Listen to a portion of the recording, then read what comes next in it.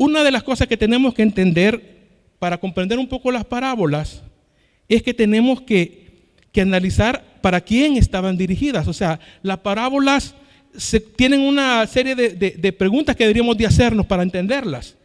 Yo les estoy diciendo esto porque estaba equivocado.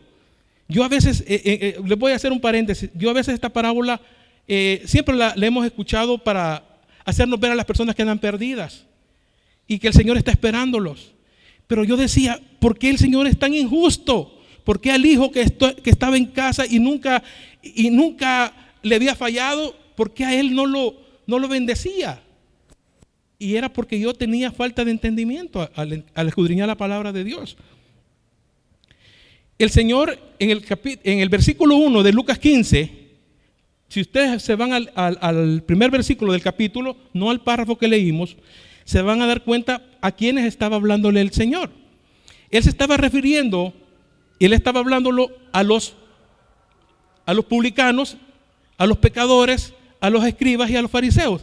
Eran dos grupos de personas. Los publicanos eran personas que no conocían nada de Dios, eran judíos, pero el mismo pueblo judío los odiaba porque estas personas eran contratadas por el gobierno de Roma para poderles quitar los impuestos a los judíos, a los israelitas. Pero no crean que estos publicanos eran buenas personas. Estas personas todavía quitaban más de lo que le daban a los romanos y se quedaban con una parte de ellos. ¿Se recuerdan de Zaqueo? Zaqueo era una de esas personas que le gustaba, aparte que le quitaba el dinero a los judíos para dárselos a los romanos, les quitaba todavía más para quedarse con dinero. Y por otro lado estaban los fariseos, que eran las personas que eran entendidas en la ley, eran personas religiosas de aquel momento. Entonces a estas personas les habla el Señor y les cuenta esta parábola. En esta ocasión yo quiero que hagamos una pequeña reflexión sobre la parábola, sobre los versículos que leímos. Y quiero que la hagamos buscando las características de los personajes que aparecen en la parábola. Quiero empezar con el hijo menor. El hijo menor lo encontramos en el versículo 12. Dice, y el menor de ellos dijo a su padre, Padre, dame la parte de los bienes que me corresponde. Encontramos a un hijo que por la misma naturaleza de la cultura judía estaba pidiendo cosas absurdas. Para la cultura judía no se podía pedir la herencia hasta que su papá estuviera muerto. O sea, ¿se pueden imaginar qué clase de hijo era este hijo menor? Estaba deseando que su papá estuviera muerto para que le diera la herencia, le diera la parte que le correspondía a él. Entonces encuentro una persona que está interesada en lo material, encuentro una persona que es desamorada con su padre. Es una persona que no le interesa a su papá. Él lo que le interesaban era lo que le pertenecía a él, lo que le iban a dar a él. Y analizando esto, he empezado a comprender cuántos de nosotros hemos actuado de esta manera. ¿Cuántos de nosotros hemos estado pensando en los beneficios que Dios tiene para nosotros? Si nos vamos a poner el ejemplo de nuestros padres, naturalmente, nos vamos a dar cuenta si nosotros estamos actuando bien con nuestros padres terrenales. Si a veces estamos interesados solo en las cosas que nos van a dar nuestros padres o en verdad amamos a nuestros padres. Y a veces nosotros criticamos al hijo menor. Pero yo quisiera que cada uno de nosotros, cada característica que vayamos viendo, hagamos una pequeña reflexión si no nos toca a nosotros, si no nos involucra a nosotros esa característica. Nosotros a veces, cuando nos alejamos del Señor, no valoramos nada. Y esto le pasó al hijo menor. Veamos el versículo 13, lo que dice. Dice, no muchos días después, juntándolo todo, el hijo menor se fue lejos a una provincia apartada y allí desperdició sus bienes viviendo perdidamente. Otra característica que encuentro en este hijo menor es que él no quería estar en la casa del padre. Él quería vivir lejos del papá. Pero, como ya vimos la primera característica, él era tan materialista que él sí quería llevarse las cosas del papá, la herencia del papá. Esto me trajo a memoria una persona muy famosa, un cantante muy famoso en los Estados Unidos. Él nació en Memphis, Tennessee, en los Estados Unidos. Él se llama Elvis Presley. Elvis Presley, él nació en un hogar cristiano. Para los que conocen un poquito de la música de él, la historia de él, él nació en un hogar cristiano y cuando llegó a su juventud, él vio que tenía talento porque en su iglesia él cantaba y empezó a experimentar querer tener fama, querer tener dinero. Llega un momento dado donde él lo conoce otro promotor y se lo lleva y él es cantante famoso y se olvida de dónde Dios lo había sacado y él se aleja de la casa de Dios por la fama.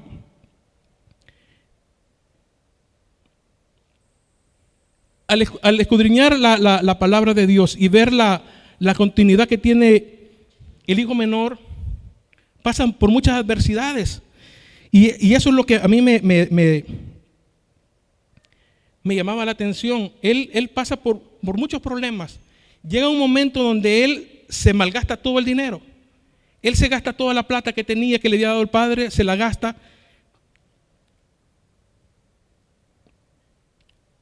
Pero reacciona en un momento al darse cuenta que donde llega, donde ya estaba por el suelo, y se arrima, fíjese bien, ¿qué es lo tremendo de esto?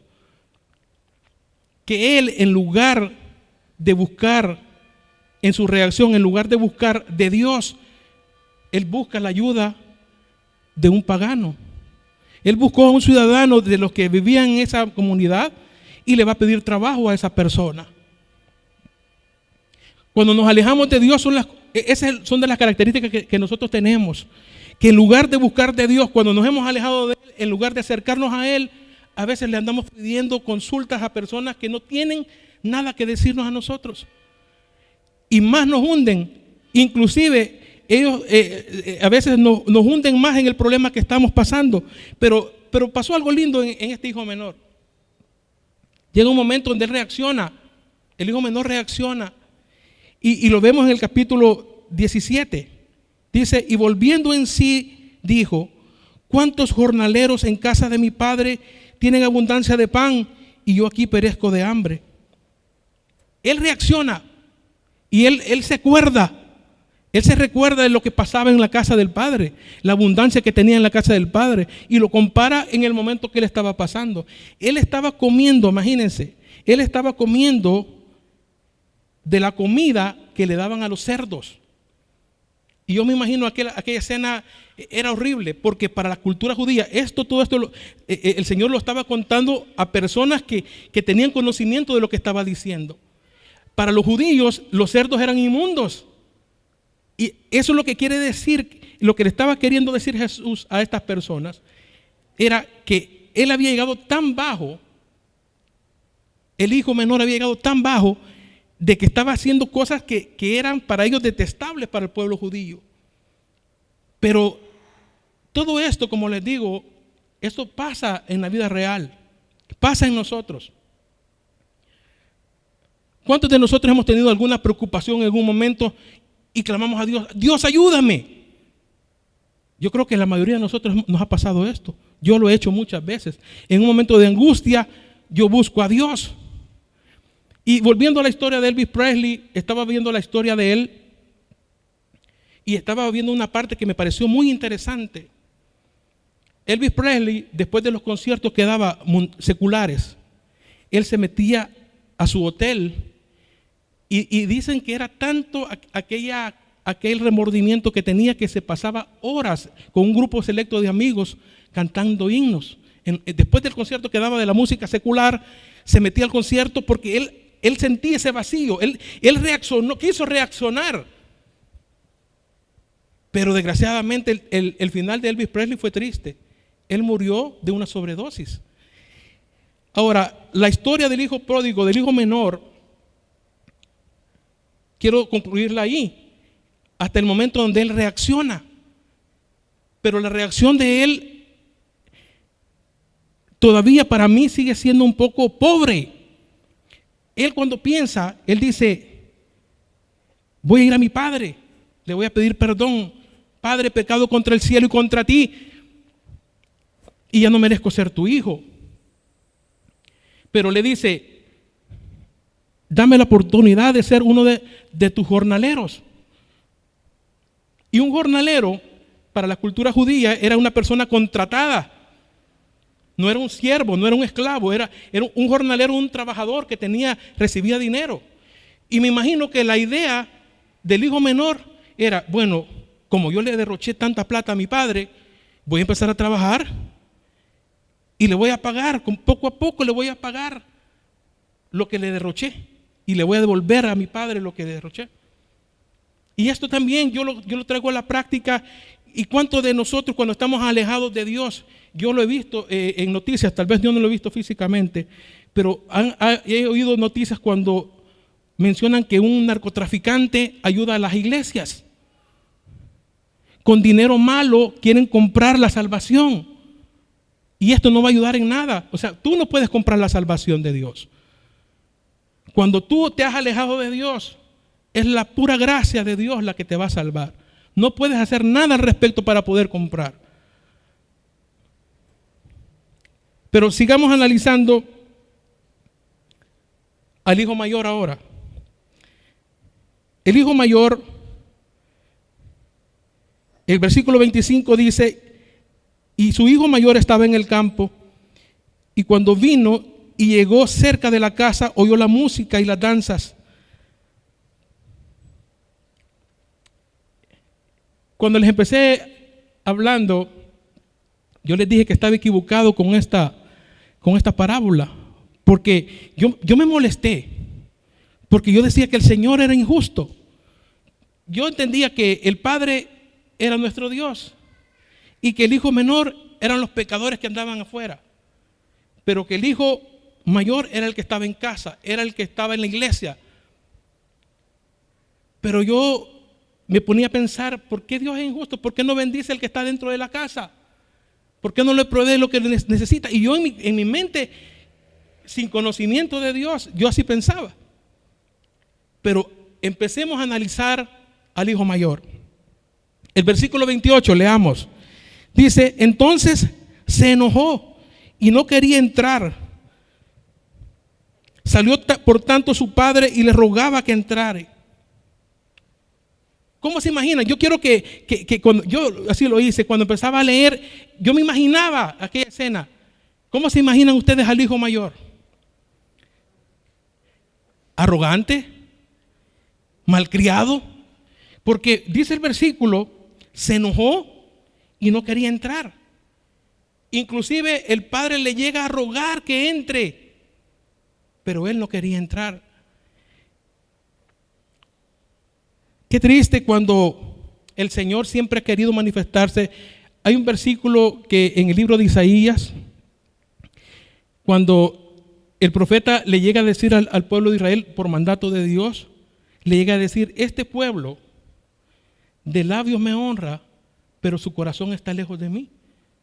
Y eso me puse a pensar, que a veces nosotros aquí en casa podemos tener la apariencia de estar viviendo una vida en comunión con Dios, pero quizás nuestro corazón está en otras partes, está con otros sentimientos. Estamos enojados a veces por las cosas que están pasando alrededor nuestra, porque yo no tengo trabajo y porque aquel que está fuera de Dios tiene trabajo y tiene un mejor trabajo, porque estando aquí yo no puedo tener una casa y aquí tiene una gran mansión.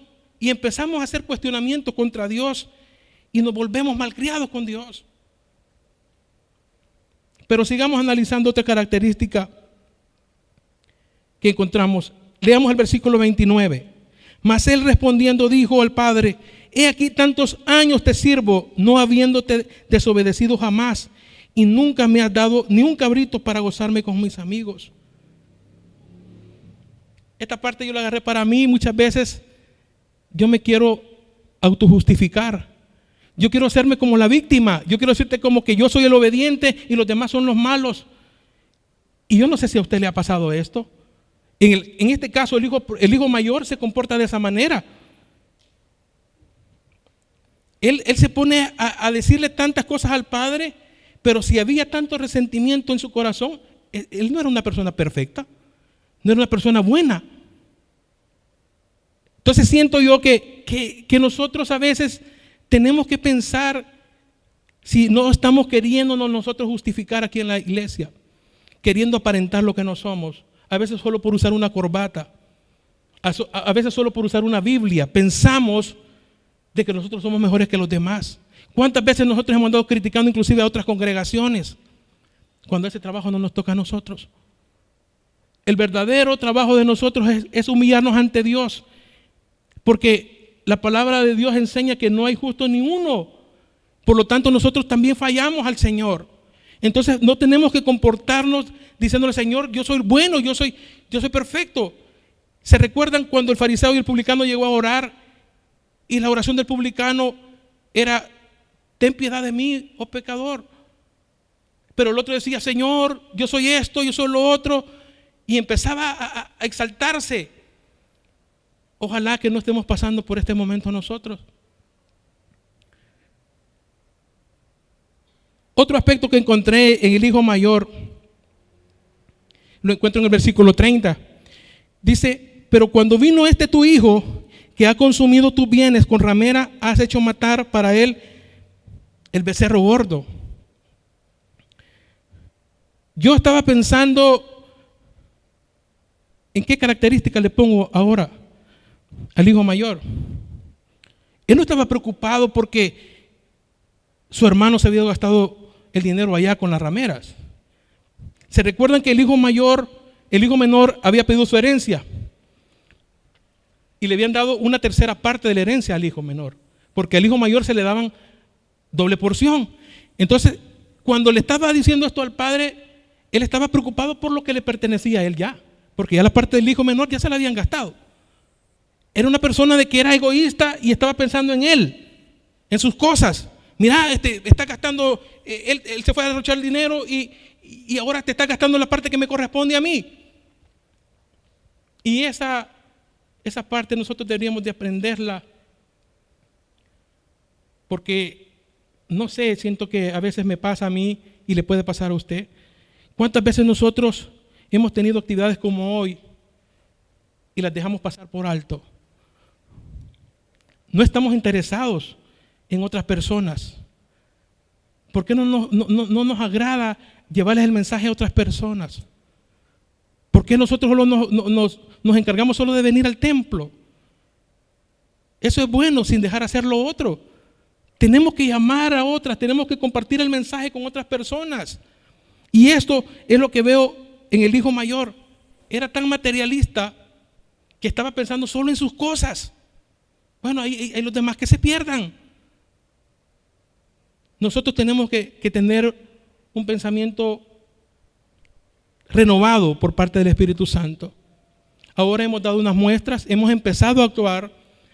Yo felicito a las personas que empezaron a invitar a otros ahora. Pero también creo que los que no hemos traído a alguien,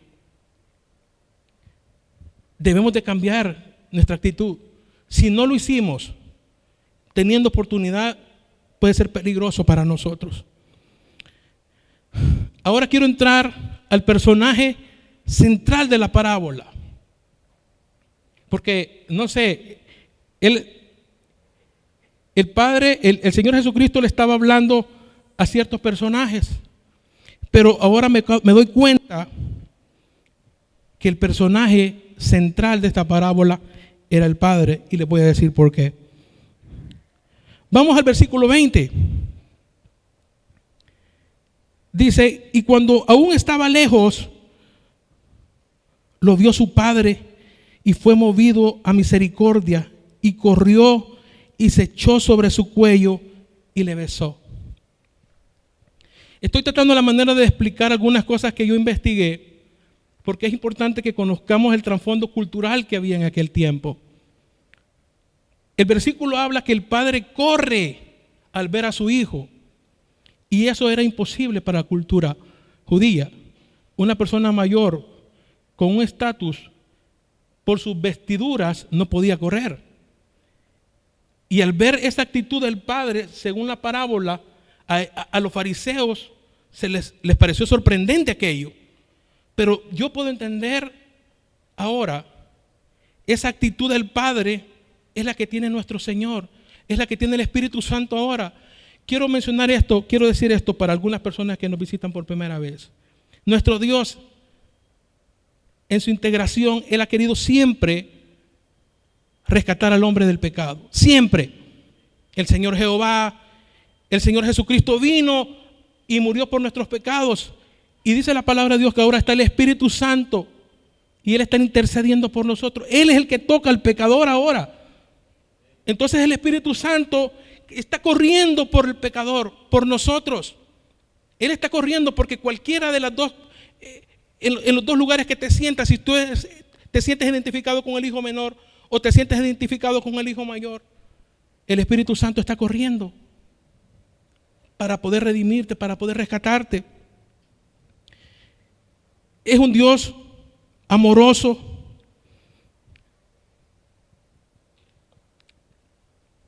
que Él en su palabra, Él nos dice que Él está tardando en su venida, en su regreso,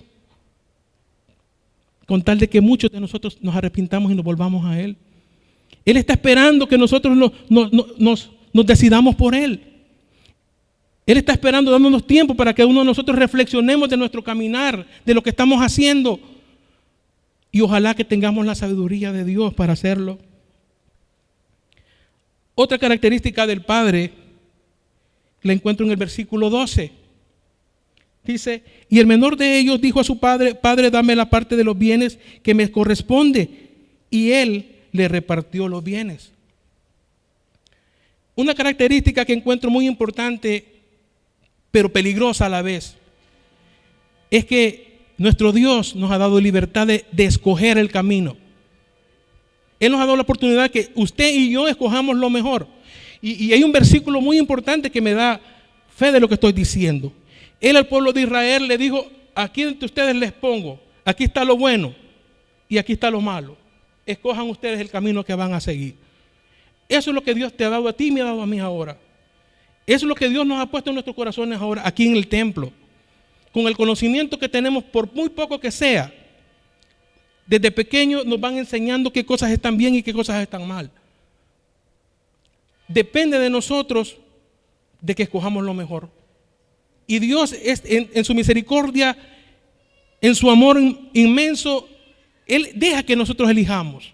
Él espera que nosotros lo escojamos a Él. Pero hay una cosa que es mejor todavía. Y la encuentro en el versículo 22. Dice el versículo, pero el padre dijo a sus siervos, sacad el mejor vestido y vestidle, y poned un anillo en su mano y calzado en sus pies. Ese es mi Dios, ese es mi Padre. Él es proveedor. Nomás está esperando que usted y yo nos arrepintamos del mal camino y que podamos elegirlo a Él, que podemos buscarlo a Él, y entonces ahí viene la gracia de Dios y empiezan las bendiciones para nosotros. Lo primero que hace el Señor, el Padre, es darle una vestidura nueva al Hijo. Lo primero que Dios hace, que el Espíritu Santo hace, es vestirte, es vestirme. Y Pablo le dice a los efesios eso, que se ponga la armadura de Dios. Ese es nuestro vestuario. Aquí se nos ha enseñado cuál es la vestimenta que tenemos que usar. Y tenemos que buscar más de la palabra de Dios. Tenemos que buscar más de la presencia de Dios en nuestras vidas.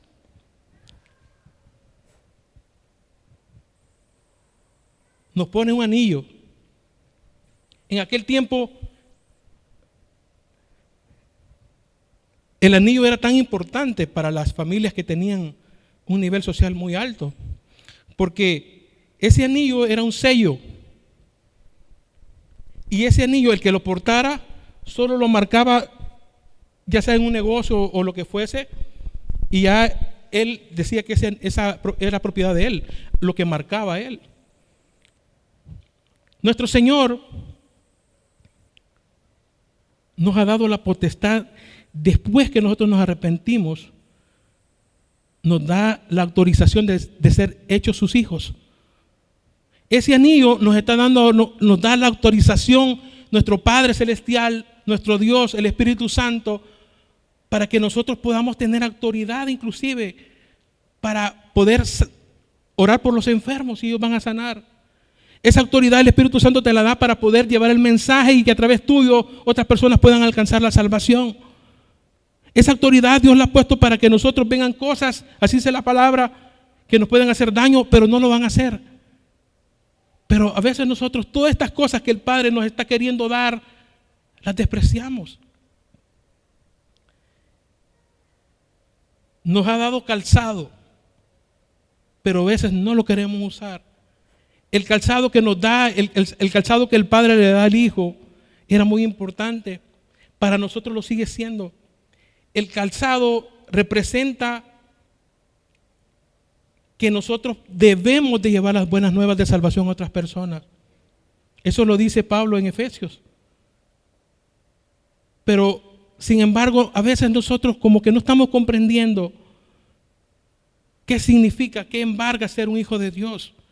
Estamos desperdiciando quizás como el hijo mayor que estaba en casa, que no sabemos lo que tenemos. Tenemos todas aquellas cosas en la casa del Padre, pero no las usamos. El Padre le dijo así al hijo mayor: aquí estaban todas las cosas, hijo, y todas las cosas mías son tuyas. Pero a veces nosotros, por estar afanados en las cosas materiales, por ser siendo egoístas, nos olvidamos del poder que Dios ha delegado en nosotros. En esta parábola encontré algo muy especial. Y en la mayoría de las parábolas que no están cerradas, esta parábola todavía sigue abierta.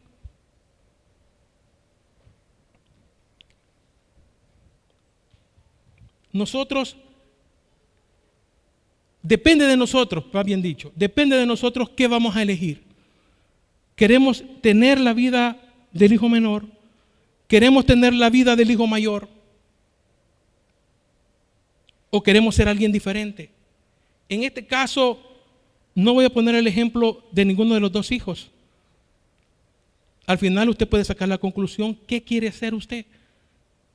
¿Quiere obedecer? ¿O quiere ir primero a probar al mundo? ¿Quiere ir a probar las cosas de allá afuera hasta que pase un problema y se encuentre comiendo algarrobas con los cerdos? ¿O quiere, por otro lado, tener la abundancia de cosas y no poderlas usar? Depende de nosotros ahora que elijamos lo mejor, que escudriñemos la palabra de Dios para que podamos gozar de los privilegios que Dios nos ha dado a nosotros. Pero hay una cosa que debemos de empezar a hacer, y yo aprovecho esta oportunidad para que reflexionemos, porque es posible que seamos miembros de 20, 30 años en esta congregación o de otra congregación, o que conozcamos el Evangelio desde más de 50 años, pero todavía no estamos gozando de las cosas del Padre. Es necesario que nosotros nos arrepintamos y creamos en nuestro Dios. El Señor Jesucristo, cuando estaba predicando, dijo: el reino de Dios se acerca.